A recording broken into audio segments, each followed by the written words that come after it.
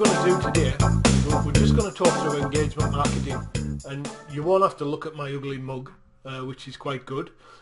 What I will do every now and again when I want to highlight something, I'm going to share my screen. But what I'm not going to do is I'm not going to put up a lot of slides. I'm not going to do lots of different things that's going to slow it down, because what I'm conscious of on a lot of these webinars is that what does tend to happen between the slides going up and down, there's so much time wasted, it's just pointless. So what I'm going to do to you, there'll be more talking from me today than what there will be screen shares and things like that. What I will do, I'm going to take question and answers at the end, which I'll probably leave about 10 minutes at the end so that you can ask me any questions that you want. But if there's anything that's burning as we go through that you want to ask, anything that you're not sure of, then just slip it into the text box at the bottom, into the chat box, and I'll answer it. If it's going to be where it's just going to take up too much time and it's going to hold everything up, then I'll answer it at the end. Or if it's going to take up far too much time, then I'll either answer it at the end if I can, or I'll send you an email. Is that okay? Everyone still with me? Fantastic. Right, so as you know, what I'm going to do is at the end, there's going to be the people who sent in questions. What I'm going to do is I'm going to pick 2, 3, 4, 5 probably of the best questions, and the ones who whose questions I pick out, they're going to get a free pass into Engage, which is basically what this is all about. It's about engagement marketing. So they're going to get a free pass into Engage. If you didn't send any questions in, and I know a lot of you didn't, which is fine, there'll still be a special at the end for you, so don't worry about it. You won't miss out. So what I want to do is I want to start with websites, and the reason I start with websites is because for me the website, or as I tend to call it, my media hub, and it is a hub for me, and I suppose it goes back to my old publishing days when I worked in the newspapers. We always thought of the website as our hub, and I've sort of carried that onto everything that I do.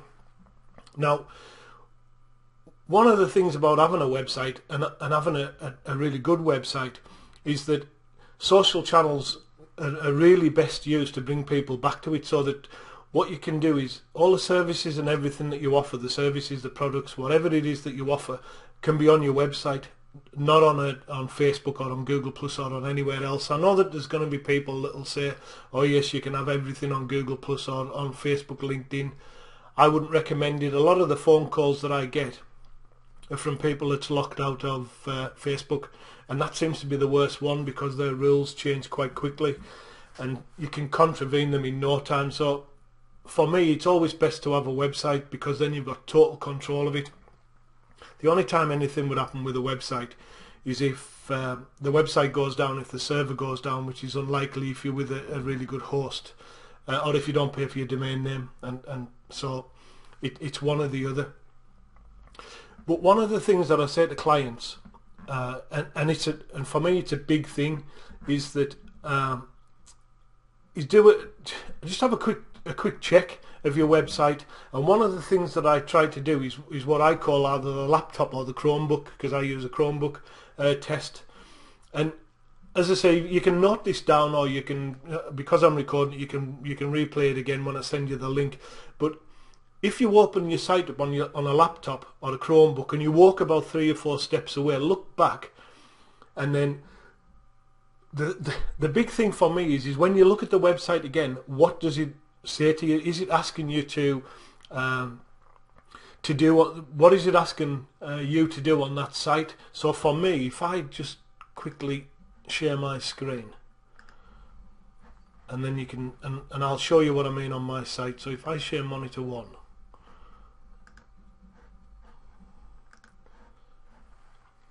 and then just type into the box, guys, as soon as you can see my screen.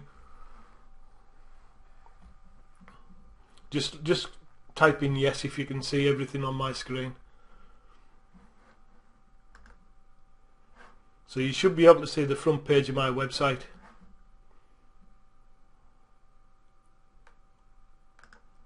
Yeah, is that what you can see? I'll tell you what I'll do. I think for my own sanity, I'm just going to knock this off a second.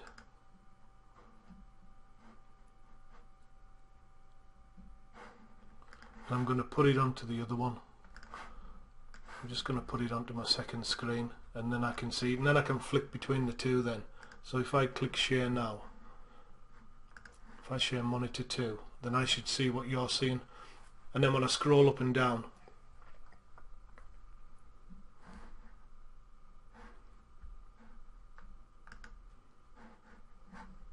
yep, can you see everything? So can you, right, now Irene's saying that you can't really hear my my audio. Is that true?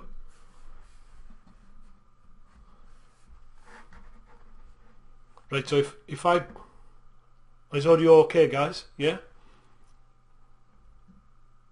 Ah, brilliant. It's probably me moving about, in fairness, Irene. Just give me a second, and what I'll do is I'll just move my microphone.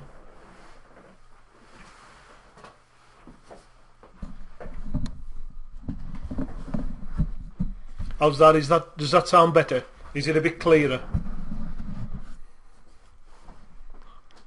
Ah, fantastic. Yep, that couldn't be better. Right, so on my website, you can see that the thing that I want people to do is to sign up to my email newsletter, and we'll get into email newsletters a wee bit later on. And so when I stand back, I can see exactly what I want people to do. It's one of the reasons why in this area I just don't have any images. All the images for my site are just down the bottom, and I think that's, well, for me, I know it works because people sign up to the email, you know, quite regularly, so I know that it works. One of the great things about this is that if you've got no images in there, they can read the text, but that bit is always there. Does that make sense?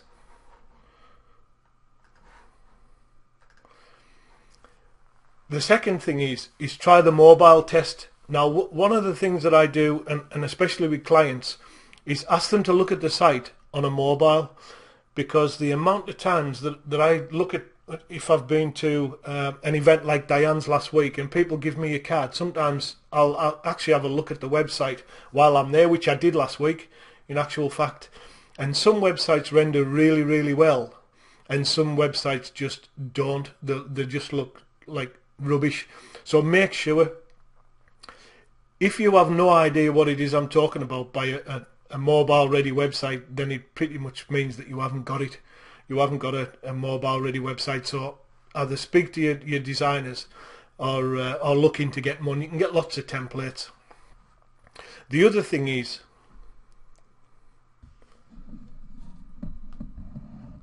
yep, no probs. I think what it is it's if there's too much distortion, it's probably just your link, in fairness. No, that's fine. What I'll do is I'll send you a link. That's brilliant. Cheers. Check the links that drive people away. What a lot of people do as well is the fill, like I do. I've got Google Plus on there. That's probably the only one that I've got, but the rest of them, try and keep Facebook, LinkedIn, everything else to a minimum on your website. And the reason that I say that is because it's a way for people to get out, and that's the last thing that you want. You want people to be staying in there with you. The other thing is check the design of your site. Does it look professional? That's one thing that you really need to check, is does it look professional? To me, the big thing for me is keep your website as simple as you possibly can. That's the best thing. And I just think the simpler it is, the better it is. So probably the biggest thing the clients ask me is, how many social channels should I have? And for me, when you think of social channels, websites, Google Plus, Facebook, I always say start off with 2. And I've been pretty much telling this to everybody who listen for years and years now. The main thing is, especially for engagement marketing, is not to do too much, not to try and do too much. So pick a platform that lets you tell your story the best way that you possibly can. So, for instance, if you sell like Diane does, at the shop. If you sell wine, Instagram and Pinterest are just fantastic for that because it's very visual. Also, especially for Pinterest, if you basically sell to, if your product is female dominated, then Pinterest is a fantastic place to be, because just for the simple fact that more women are on that site than any other, because it's basically a fashion site. But I put lots of things up on there just to test it, and I would suggest you do the same too. But I would stick to 2, 3 at the, if you feel confident, 3 at the very most. But I say 2. For me, it's Google Plus and it's Twitter, and the reason for that is that Google Plus is the conversational side, and plus it is Google, so you've got to have that. Now, the big thing for me is, if you're running your website and you're running it on something like WordPress, then Google Plus and everything else, Twitter, is all really good to integrate into it. There's lots and lots of plugins and everything else, so WordPress is a good thing to use on your website. But one of the great things about Google is that it is basically, that Google Plus is Google, so you are going into the main search. So even though I know through talking to a lot of people, and I'll probably do a Google Hangout on it at some point and take everyone through Google Plus, but I think it's something that everybody's at least got to look at. The other thing is, probably, if you've got a very visual product, then YouTube is another fantastic social channel. And the reason why it is such a fantastic social channel is it's Google again, and it's the second biggest search engine. So it's really worth opening up a channel on Google. The third channel for me, that I recommend, is Twitter. And the great thing about Twitter is that it gives you a chance just to put little headlines out about what you're doing. The non-intrusive, because Twitter moves that quick, you're not sort of bombarding anybody. I see people that have got maybe put 5, 10, in some cases 15 updates out at a time, and it's usually news groups, I have to admit. And you think, you're being bombarded, but you can count probably to 10 or 15 seconds have gone by, and it's all just moved on. So don't worry too much about how many updates you put on Twitter. You could put on Twitter, you could sit there all day if you had the inclination to, and you wouldn't really upset anybody. Now, the fourth one for me, and I'm going to mention it because it's something that's probably old school by me, is email. And I'm really crazy about email. And the reason that I am is because it's a targeted audience. What people don't do on Google Plus, people on Google Plus and Twitter and Facebook and everything else can just circle you or friend you and not give any real thought to what it is that they're actually doing, and that's why you end up with quite a few people on your list. The great thing about email is that people actually have to take the time to put the name and their email address in and go through and confirm it. Once they've done that, then you know that they're really interested in your content. So that's a really good way to engage people. It's a fantastic way, in fairness.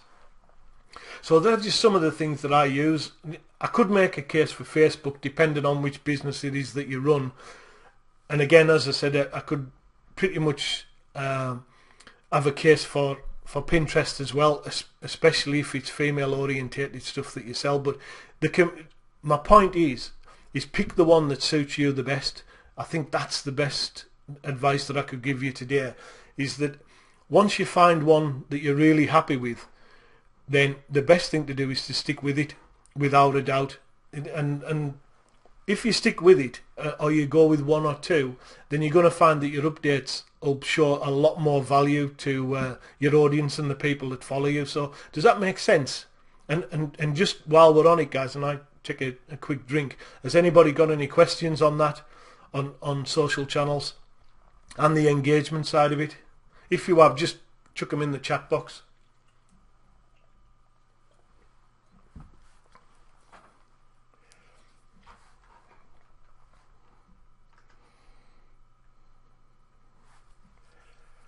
Right, seems everybody's okay and we're up to speed, so that's really good. Couldn't be better. Now, one of the things that comes up a lot, especially for social media, social marketing, is social proof and authorship. Now, don't let this scare you, because a lot of people it does. A lot of people tend to think, oh, you know, what does social proof and authorship mean? Does it mean that Michael, that's a good question actually. Thoughts on multi-output services like Hootsuite? Can we just leave that to a little bit later, because I'm going to cover Hootsuite and TweetDeck and Buffer and stuff like that. Is that okay? Brilliant. So social proof and authorship, and like I've said, don't get too wound up about this, because it isn't as difficult as you would think. It's really, really easy. And basically what it means is, if someone else has done something and used it and talked about it online, that's basically all that social proof is. So if you're a B2B or a B2C company, how would you go about getting people to talk about your product? And more importantly, what would you do with that social proof once you've got it? Because once people start to become what's termed as brand ambassadors, and they're talking about your business, then what you want to do with that social proof and authorship is you want to put it on your website. You need testimonials, put it onto your website, even put it onto Google Plus or LinkedIn. You can still do that with it, that's fine. Also, what I do, and especially with clients, is we use what's termed as trust symbols, and that can be, so say that they've got affiliations to universities or colleges or schools, we'll use those logos, the schools and colleges logos, on their websites. And it's surprising just how much sort of emphasis and focus that gives for people who are looking on the site. Once they see that proof there that you're working with people at the top end of the game, if you like, then it gives an awful lot of reassurance. To us, basically what we do this in 3 steps. And the first step involves really finding out, like I said before, about your unique story. And if you're doing it for clients, or if you're doing it on behalf of yourself, then think about what your story is, because everyone has one. You just have to find it. That's the big thing. Just find what your story is. The next step is telling that story. And that's and it's in the places where people care, and this is what we were talking about, social channels before. So if you're working on something like Google Plus or LinkedIn, tell your story on those channels, but always link back to your website, because that's where you'll be selling them, letting people know about your services and products. So engage them and use engagement on the social channels by telling stories about what you've done, what your clients have done, and then bring them back to the website, just probably for the last bit and a bit more information. The third step, and this is probably the most important, is make sure that you include all that proof in prominent areas on your sites, so that others can see and understand the story that's told by others. So when you've got people talking about what you do, your brand ambassadors, then basically put it into your site. Put it, if you've got a WordPress site, put it into the sidebar, your testimonials into the sidebar, or like I did on mine, create a separate page. If you create a separate page, then you can run it as a testimonials page and just keep adding to it. That's really as much for now as social proof that you need. It's really just people talking about you. So it's like I've said, when you see these terms, don't get too sort of put off by them, because there's nothing to be put off, by. It's really, really simple.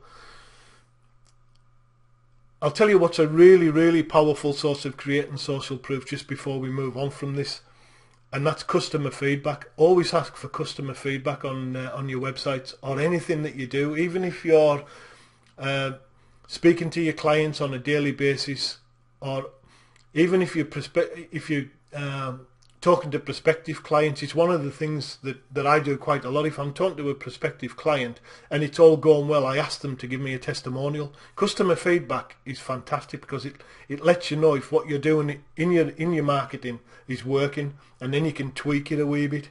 And it's surprising how many people don't. It's surprising how many businesses, especially the bigger businesses, once they get past a certain level of clients, they seem to forget about them, and you can't. It's just impossible. You just can't forget about them, because without clients, you're not making any money. So authorship and author rank, And this actually falls under content. And one of the reasons it's called authorship and author rank, it comes from the publishing days again. Not from me, I hasten to add. This is something, the term was built up and thought of years ago when Google first started applying author rank into their algorithms. So how can you leverage authorship? Well, one of the best ways is if you write a lot of blog posts, and I tend to, and I write about social marketing and engagement marketing, as you know. So basically what I do, I try and identify people that probably the leaders in my niche. So whichever niche you're in, look for the best writers, the best storytellers. And even though I suppose the best way of saying this is just try and test different ways of getting in touch with them. It can be a soft sort of approach, you know, and I do this constantly on Google Plus just by answering different comments, different questions that people put on there. So basically what I do, I just do a little, you know, maybe an hour a day, a help and advice session on Google Plus. And I have to say it works really, really well. So once you've found people who you think can really help with your authorship and it'll push you up, then try and get on their radar as fast as you can. Find out which social media sites they use and share, and then look for their content and share it and connect with them and talk to them. Because a lot of them, they're quite happy, you know, they're more than happy to speak to people. I suppose what you have to make sure that you don't do is stalk them. That's the big thing. And it's surprising how many do. So create contact with them, so that they're basically what you're wanting is to create contact, so that when your content gets to a stage where you know that it's really good and it's really valuable for your audience, then basically what they'll start to do is they'll start to feed it out to their audience. Now you could be talking about hundreds of thousands, even millions with some of them. So you can see the potential of it to get it right, but you just have to have that strategy. I think one of the big things is, and especially when people come to link to me, is that they have to give me a reason for me to link to them. If they don't, then if it isn't like excellent content, when someone circles me and I have a look and see what they do, and if they're just resharing other people's content continually and they haven't got anything original to say themselves, then I tend not to circle them or follow them or friend them, whatever. They have to give me a reason for me to circle them or link to them. You have to do exactly the same with the person that you're looking at. So if say for argument's sake you're looking at Seth Godin and you think he could really help, you have to give him a reason. Again, and I think what really sort of people they miss again on this is try and meet up with them. And this is overlooked. But one of the reasons why I say meet up with them is that it could be on a hangout. Watch for them doing hangouts, and then you can join in and ask questions. I do this an awful lot, especially with the bigger guys. If it comes up on Google, let's say like Guy Kawasaki or even Martin Shervington or David Amaland are doing a webinar, then I'll ask them questions. And for me, you know, that's the best way of getting in. So do that. Don't be afraid to do it. It's like I've said, just don't stalk. I think one of the things that you've got to remember is that what these guys are looking for, what everybody's looking for, is good content. The last thing you want to be doing is just making noise. That's the last thing you want to be doing. So there's a bit of a difference. Just to finish on authors and authorship, there is a bit of a difference. It isn't just about your writing skills and your storytelling skills. It's all about social profile as well. Make sure that all your profiles are all filled out to the max. And especially I would say on Google Plus, because it is linked into to Google. So make sure that all the profiles that you've got are as good and as detailed as they can possibly be. And basically what will happen is once people start to engage, and I suppose the best way that I can put this is write your about page on Google Plus, and I'll use Google Plus as an example, for the people who you're hoping to attract, not for you. Do it for them, so that when someone comes to look at your about, they know exactly what it is that you're talking about. I'll tell you what I'll do. I'll just share my screen again.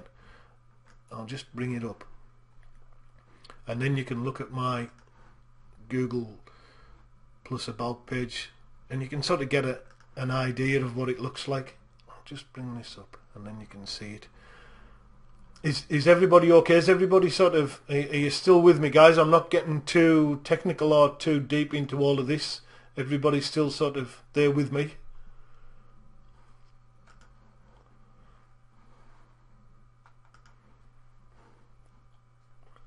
Let me just bring my profile up, and then I'll share the content. I'll share the page, sorry.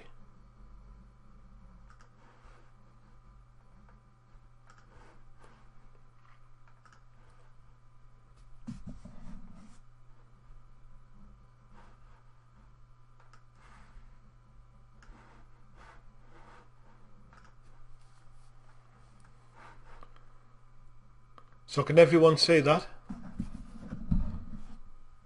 Everyone can see my About page.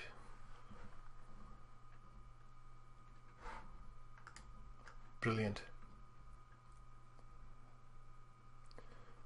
Can you not see it, Angela?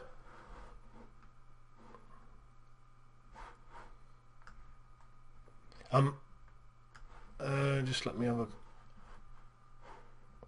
I'll just make sure I'm sharing the right screen.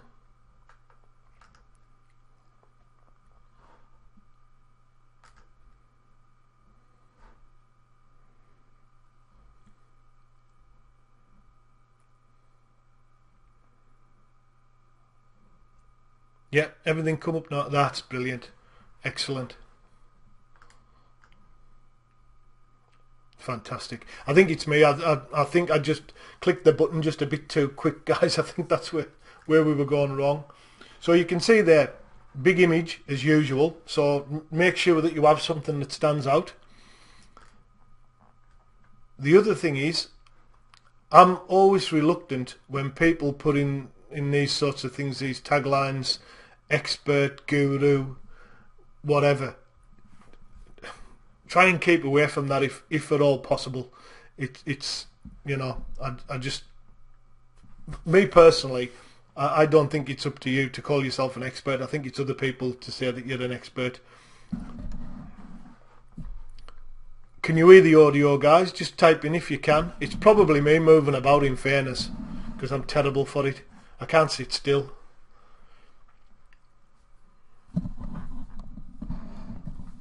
Yeah, can you hear that? Is that a bit better?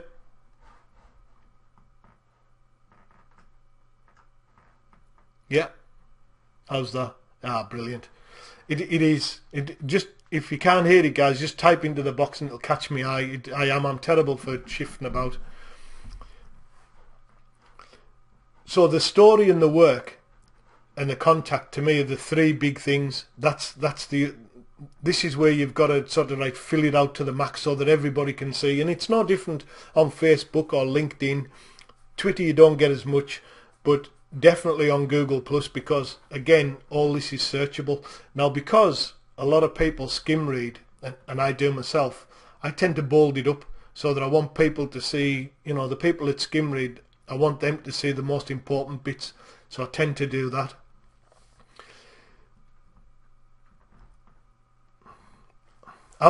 This bit, sorry, the links, I'm not sure about. I'm testing this, and the reason that I'm testing it is because a bit like a website, I'm not sure if this takes people away. You know, like if you click on LinkedIn or Facebook and then they've gone. So I'm still, the jury's still out for me on this, whether I'll keep them in there or whether I'll take them out. The only advantage to keeping them in is basically that Google can see them.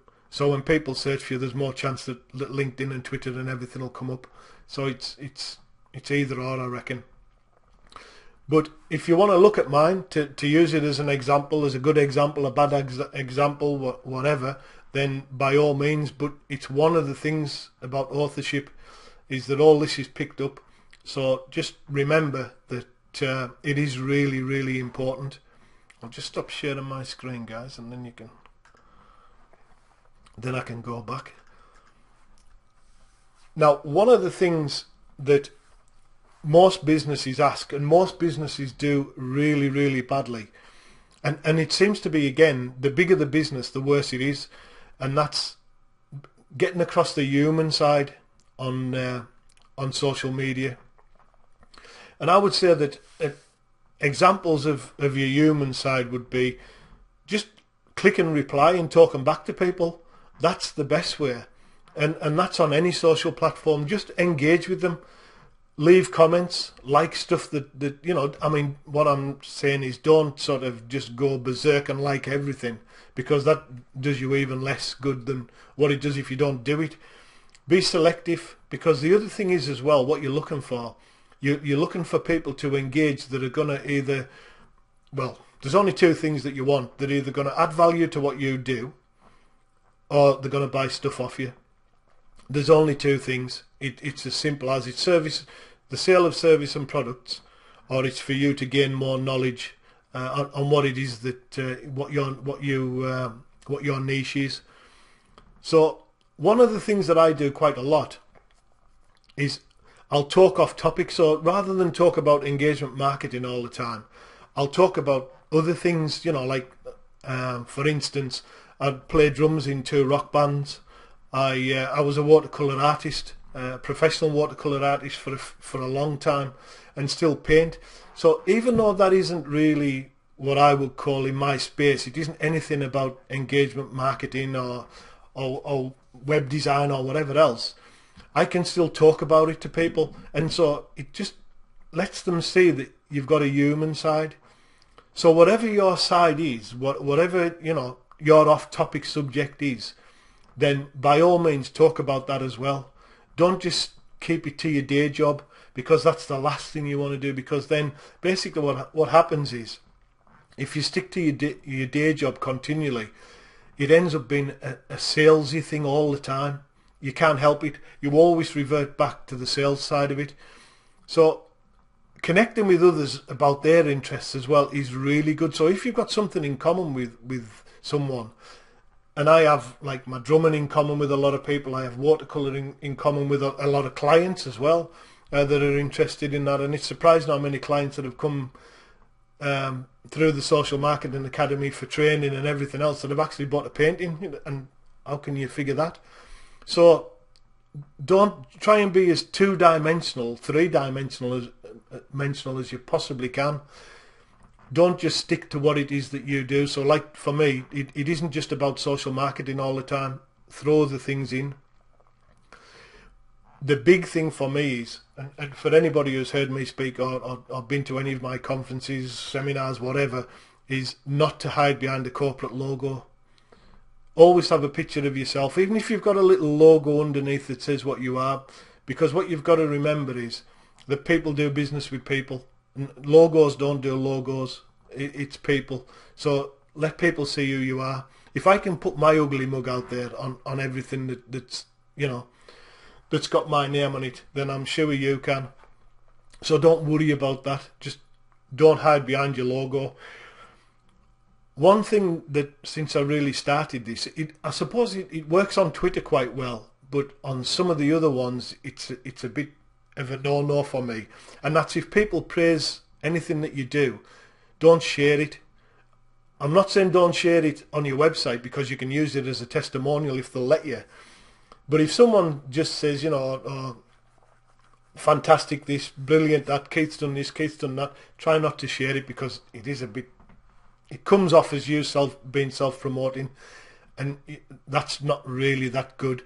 The best thing to do is just say thanks and let it go. Now, what I'm going to do is I'm just going to give you a few examples of how you can be engaging online, because it's something else that people just aren't sure of. And again, try and think about it as if you were meeting someone face to face, because that's one of the big things. People say to me, oh, you know, you're online all the time, you're this, you're that.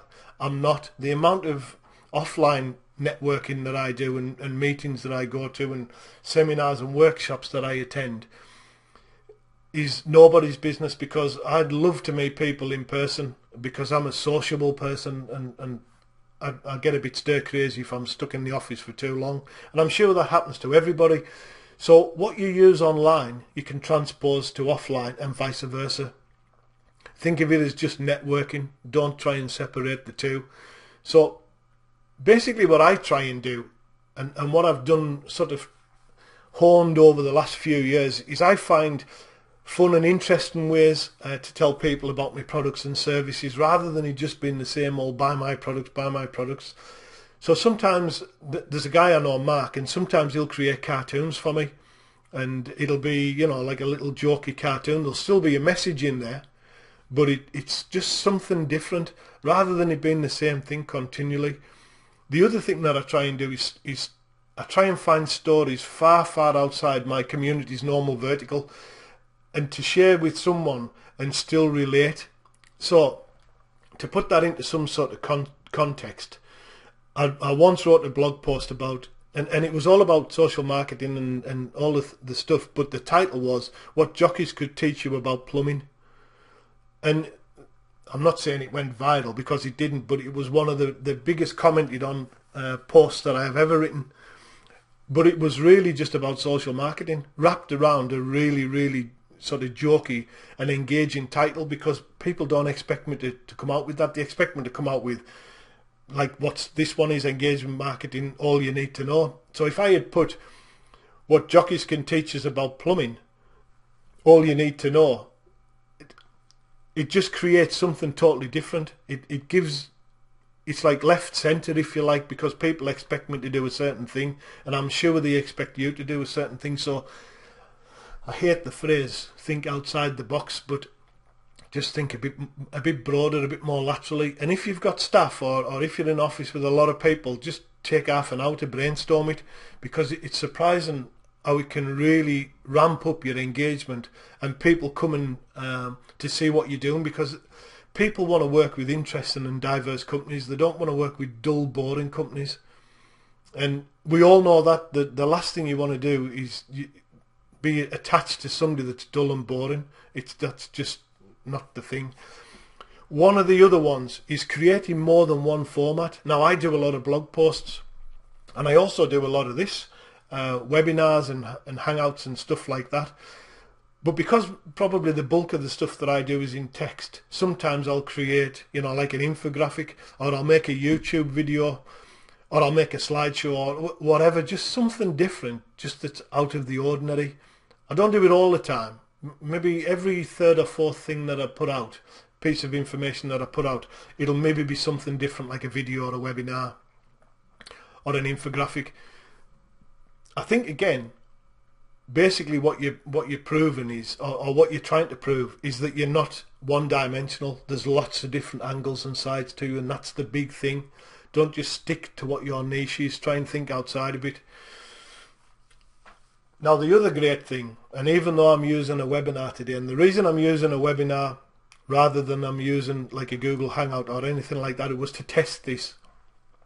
I wanted to test this AnyMeeting system. I wanted an excuse to do it, because I've done loads of Hangouts, and I just wanted an excuse to test this.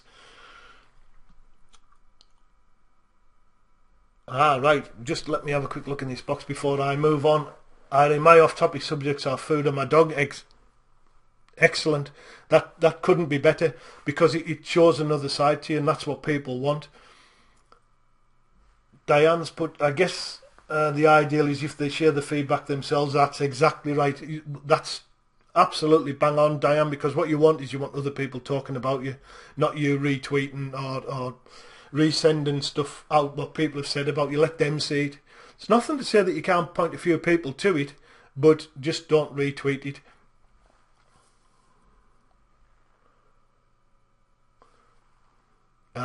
Sorry, David. That could be because of the app. It's crashing the screen sharing. I think next time what I'll do is we'll just go with the Hangout, because I think this is just causing a bit too much trouble. But we'll press on because it's nice to test different things. It's like I've said, we don't want to be one-dimensional and doing the same thing all the time. It's nice to try different things. But what I want to talk to you about is Google Hangouts, because even if you're not sure about Google Plus at all, you can still run a Hangout. It's really, really easy. And I'll tell you what I use Hangouts for probably more than anything. It's client work.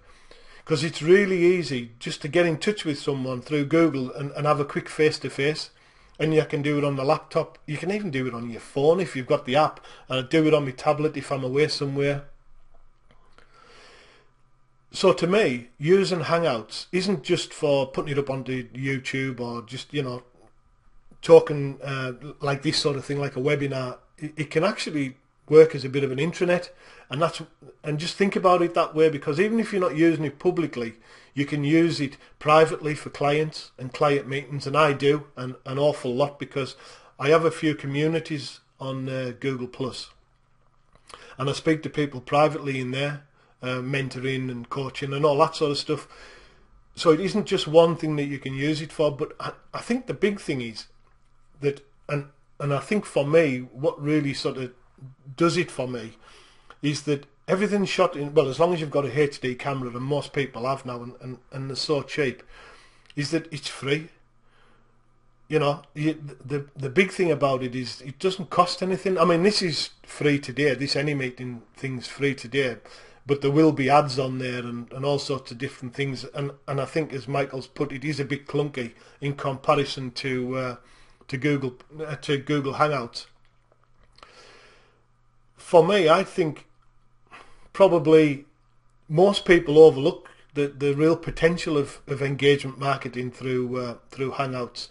So if just have that bit of confidence, and what I would say is, my mic is what I have a headset, but I find it really difficult. I'm a bit thin with that. I don't know, and it's a half decent sort of thing, but I use a Snowball mic, which is like a really, really good mic, because the other thing is as well, even if the vision goes off, you've still got the audio, and the audio to me is the main thing.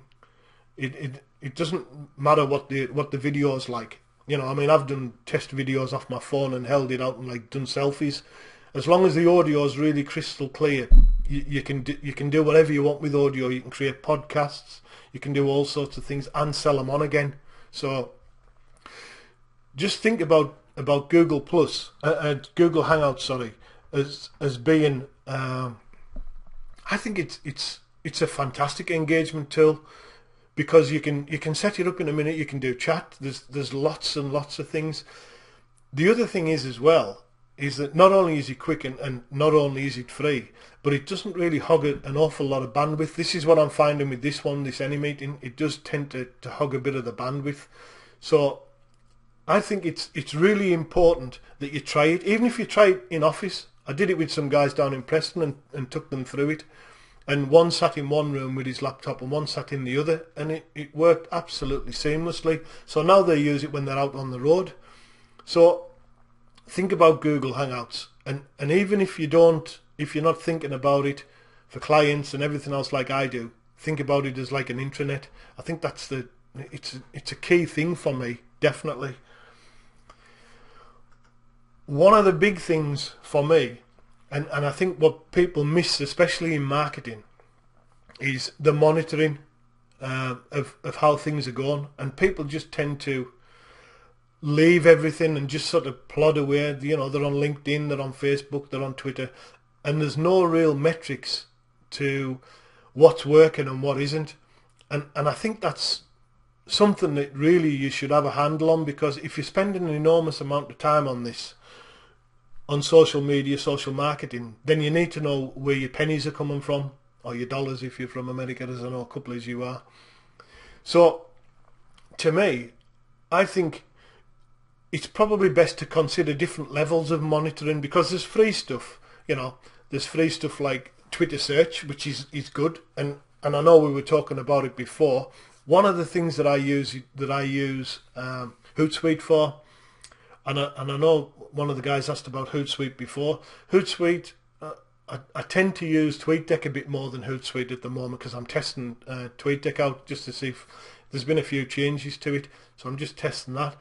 But that's a really good free way of finding out, because you can attach hashtags to it now through Facebook and through Google Plus to find out what the reach is on the updates that you're putting out. So that's really quite valuable information, and it's something that you should always consider. Google Analytics is another. Google Analytics is full of fantastic information. There's lots of like YouTube videos on Google Analytics that you can have a look and really get your head round. It was something that I was going to do a hangout on, because it does sort of bemuse a lot of people, unfortunately, but it's not as bad as you would think. I might just think about doing a basic sort of analytics course. Now they're the free ones, but if you wanted to spend money, there's things like Tracker, and it isn't really that expensive, isn't Tracker? I think it's only like a few dollars a month, and it is quite good to use. I used it last year as a test, and it does give back some really good results. And I think that's great if you've come to see the value in monitoring a conversation, because Tracker monitors conversations really well, so you can follow them through to see, once you start a conversation with someone, if there's actually going to be, you know, a pound sign at the end of it. And that's the main thing. It isn't just a matter of, you know, engaging all the time and talking. That's what we term as noise. If you wanted to spend a lot, then you're talking about Salesforce, Radian6, things like that. I mean, they aren't cheap, but if you've got a big business, you know, then it's definitely worth it. And because the thing is, especially for Salesforce, Salesforce and Radian6, the actual stats and metrics that it comes back with is just fantastic. But it's a fantastic price, I have to say. So have a look at it, see what it can offer. And I'll tell you what I did when I started. I started off with the free tools, and I still use Google Analytics. I wouldn't change from that. But there is a couple of paid ones that I do use, and what I didn't want to do was get into the metrics a bit too much. I might save that for another one, and I'll pick a couple of them and we'll go through them. But I think one of the things that you've got to be careful of is that you're not spending your time doing nothing. Does that make sense?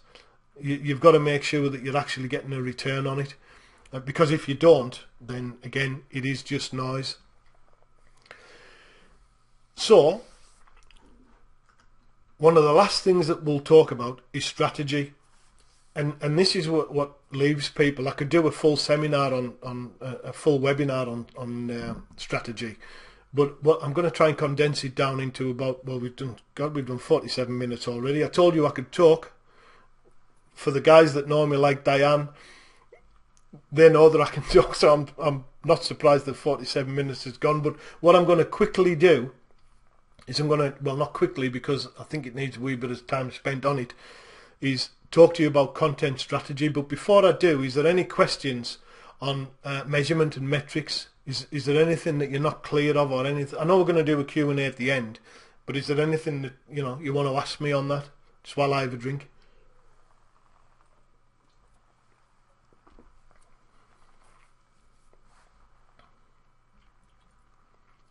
No, everybody seems fine, which is fantastic. So now on the Engage program, and like I said right at the very start, I'm not here to sell it. It's totally up to you guys. As I say, there'll be a sort of a thing at the end where I'll talk you through it. But for me, one of the things that I worked out probably about 5-6 years ago is a thing called the U strategy. And that's like you being engaging, you being interesting, you being available, you being there. You know, there's lots of things behind the U strategy for me. But one of the big things, and it's like I said right at the very start, to me it's all about content. If your content's really good, and if your content's really engaging, then you are it is going to work for you. There's no two ways about it. So the content strategy that I worked out and planned out for the Engage program is pretty much this, and it'll sound like I'm reading it parrot fashion, and for some of it I am, and for some of it I'll expand on it. But the content strategy is all about, it's about content, community and marketplace. And the idea behind this is creating engaging and useful content that follows the U strategy. So I use it to build a larger community. And attached to that community, you've got to build a marketplace. That's where you'll sell your stuff, you'll sell your services or your products. Now, when I say sell, it doesn't matter if you're giving them away free, or if you're charging a premium for them, or if you're somewhere in the middle. Sell to me means giving somebody something. And whether you take something back in return, be that cash or be it knowledge, be it, a contra deal, is totally up to you. But when I say sell stuff, I mean sell for me for pound dollars. The premise of the mindset behind this is that it's creating a useful interest and humour, which is what we were talking about before. Content like blog posts, engaging blog posts, not just something that's put out there as like a mission statement. What that's got to do is once you find that your content's really starting to resonate with the audience that you've got, is that it builds into a community. And we'll all have communities. Some will be small, some will be big, some will be massive, but we all have a community that follows us. And in that community, you're going to be people that buy things from you. So the strategy is, how do you get them from being a conversationalist, someone who answers one of your posts, right through the marketing funnel, if you like, to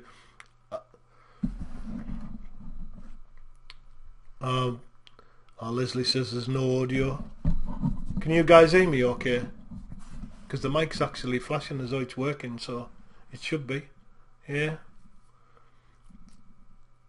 Right, so what you'll find is, cheers guys, what you'll find is that you'll have content, you'll have community, you'll have marketplace. Now, content is the driver for the community. So really good content is, like I say, the driver for the community. The marketplace will be a tiny, tiny fraction of your community, and it's always been that way. It doesn't, think about it as a town, and there's hundreds and hundreds, thousands and thousands of people wandering around that town, but there's only a small percentage will actually walk through your door to buy something, and that's your marketplace. There could be repeat buys, and it's no different online. It's exactly the same thing. You've got to start with the content, which has got to be really good. You've got to build your community or your tribe or your audience, whatever you want to call it. Then out of your community will come your marketplace. Now that's your strategy. So the steps in between are the things that you've got to put in place that fit with your business and your niche. So if you're really lucky and your network turns to people that actually want to spread your message, like we were talking before, like brand ambassadors, if you can get people to actually talk about your business, then it's absolutely fantastic. That's exactly what you want, and that's what we're all aiming for. We're all aiming for other people to be talking about us. The other thing as well is if you're putting content out there, and you're putting a lot of content out there, you want that content to be shared. What you don't want is for it all just to be sitting there. So create the content, create the community, and the marketplace will follow, because people will do it. Does that make sense? I haven't sort of, I don't want to skim over it, but I don't sort of want to, I don't want to go too deep into it, because what I'll probably do is I'll maybe do another one just on strategy, because I'm conscious that we're running out of time and I'm starting to speed up. To me, and the way that I run Engage is, my goal is like building social channels so that it carefully and quietly works with and understands the difference between how to communicate in a way that doesn't scare off people. Because what you don't want to do is you don't want to create all this fantastic content and then you end up scaring people off, because like we were talking about before, especially with engagement, you're too pushy, you're too salesy, you're trying to get too much in there too quickly. It's a drip, drip, drip. That's the best way to do it. Let people get their head around what it is that they're doing, and then they'll come back and want more from you.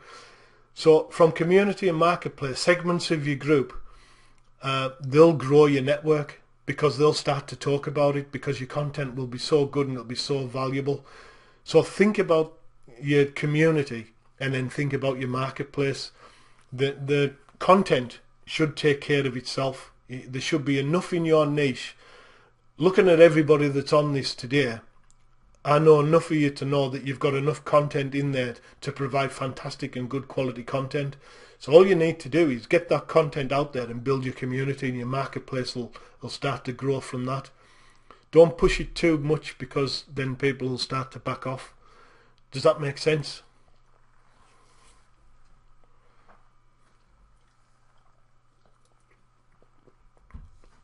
Fantastic. Right. So we've literally got 5 minutes left, guys. Now, what I want to do is, there's 5 people that have sent questions in, but I'm conscious that we've got 5 minutes to go and this is going to drop off. So the people that sent questions in, the ones that I'll pick out, I'll get in touch with you after the show, after this is finished, and I'll give you all the access to the Engage program. Now, one of them that's still here, and I know there's 3 of them that have disappeared off, but Angela Black, Angela's definitely in because she sent me 3 absolutely cracking questions. But unfortunately, the other 3 or 4, I'll get in touch with them. But she sent me 3 cracking questions, and Angela's questions were, what social media site is the most effective for small businesses? Well, it would be remiss of me to mention any one, because like we started right at the very top, it's what fits with you.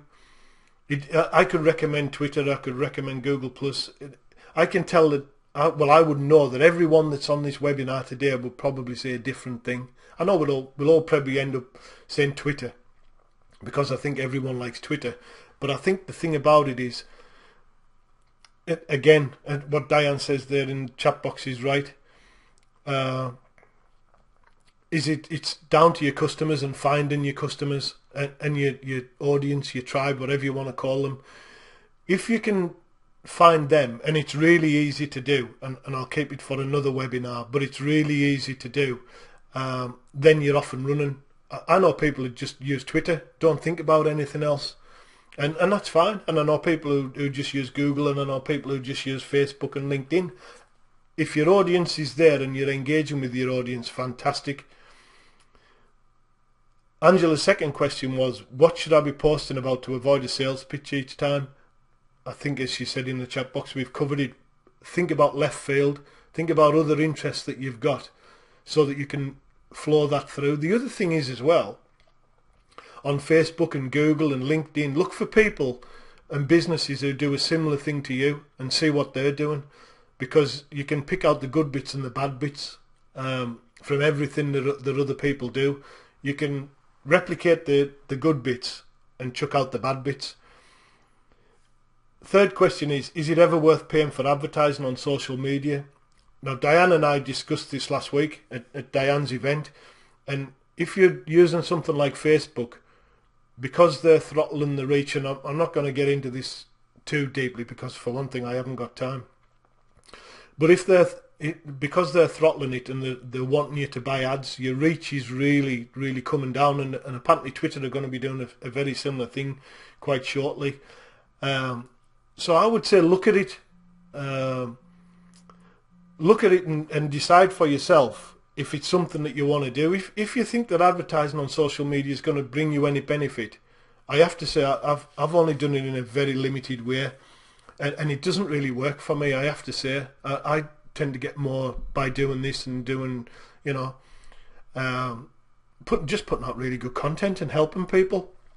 So I would say on that, Angela, is run a webinar on a Google Hangout on bookkeeping, on tax laws and things like that, and keep it as light and as sort of easy for people to understand as you possibly can. Because for me, I think the more information that you give out like this, especially when people can talk and interact rather than it being, just text like we talked about before, the more engagement you're going to get. So, yeah, and as Diane said, she knows people who would attend bookkeeping, and I know people who would attend bookkeeping. So, you've got an audience already. I'll tell you what I did right at the very start of all this engagement stuff. When I started to sort of formulate it, I just asked questions continually on Twitter. Would you be interested in a webinar on engagement marketing? And I did that a couple of weeks ago, and that's probably why most of you are here today. Create an event once people do. So, it's like, think about what it is that you've got to offer and then promote it the best way that you possibly can. Promote it the way that you're comfortable. If you're not comfortable doing this sort of thing, think of another way. But what I would suggest is, this is a fantastic way. Try and get comfortable. All you really need, especially if you're going to do a hangout, is, as my old mate Les Dossie always says to me, he's a fantastic American guy, is all you need is a pair of shades and a decent haircut, and you're off running. And I have neither. So that's why you're not looking at my ugly mug today. So what I'm going to do, guys, because I'm conscious we're right on the hour now, any questions that you've got, just fire them into the box, and I'll answer them.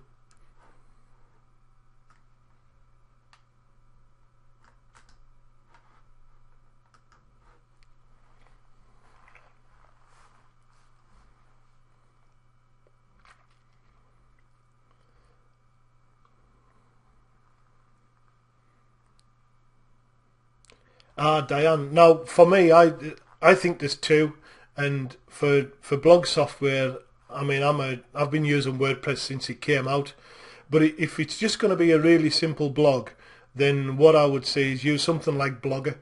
Blogger's really good. Just type in Blogger into Google, and it'll come up blogger.com. You can now, I think, very much like WordPress.com, you can attach your own domain to it, but they're the two that I would recommend. WordPress first and then Blogger. Now, what I'm going to do, guys, because like I said, I'm conscious of time, because we've had a really cracking time, and there's probably still about 15-20 of yous on here. What I'm going to do is I'm just going to paste a link into the box, into the chat box, and what this does is, if you're interested in all of this and you want to learn more about it and you want to join us on the Engage program, then fantastic. I normally charge 397 quid for it, for the 8-week course. It's an 8-week course, but today, and it's only going to last till midnight, so you've got till midnight to decide if you want to join me or not. I'll give you this link, and instead of paying 397, you'll only pay 97. There's 200 quid off it till midnight. So if it's something that you're really interested in, there's an online community, there's an online Google community which is private, that you can ask me questions in. I put lots of resources into there as well. So if it's something that you're interested in, then if you can't see it in the chat box, just send me a quick email or get in touch with me, whichever, and I'll send you the link. But it's like I've said, you sort of have to make your mind up before midnight, because it'll come off at midnight. So has everyone enjoyed it? Has everyone had a good time? And have you learned a lot? That's the main thing. I know it's only an hour, but I've tried to cram as much in as I can.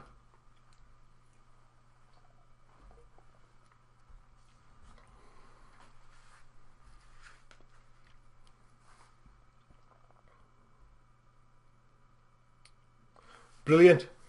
Brilliant. I'm really pleased that you've all enjoyed it, which is really good. One thing that you will get, guys, excellent, cheers guys, and as I say, I am recording it, so I'll send you a link. But one thing from any meeting, you'll get a survey link through, so just fill in the survey, because it helps me know if I've done a good job, and just put in the comments what you would like a webinar or a hangout next. That would be just brilliant, and then I can probably set up another one for us. But I'd just like to thank everybody who's came, and I know there's been a few technical issues, and I really apologise. I doubt I'll use this again. It hasn't been too bad, but I doubt I'll use it again. But all it is now, guys, is just thanks for being with me today, and enjoy the rest of your day or night, because I know there's some of you in America that's joined us, and I'll catch you on the next webinar. Any questions, just fire them through and I'll answer them as best I can. But have a fantastic rest of the day, guys.